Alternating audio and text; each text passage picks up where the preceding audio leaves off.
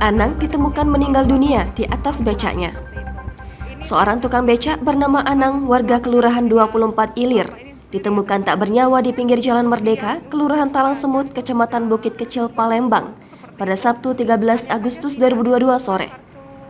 Tepatnya, jenazah Anang ditemukan dalam posisi duduk di atas becaknya, yang sedang parkir persis di depan Rumah Sakit Khusus Paru milik Provinsi Sumsel.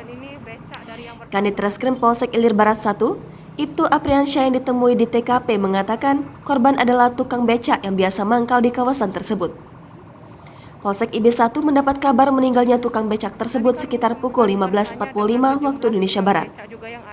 Polisi telah menghubungi keluarga korban guna memberitahu kabar duka ini. Selanjutnya, jenazah korban dibawa ke Rumah Sakit Bayangkara Palembang guna menjalani pemeriksaan lebih lanjut. Sementara itu, jenazah korban terlihat mengeluarkan darah segar dari mulutnya. Zulkarnain, petugas keamanan di Rumah Sakit Paru Pemprov Sumsel mengatakan korban biasa mangkal di kawasan tersebut sejak tengah malam hingga pagi hari.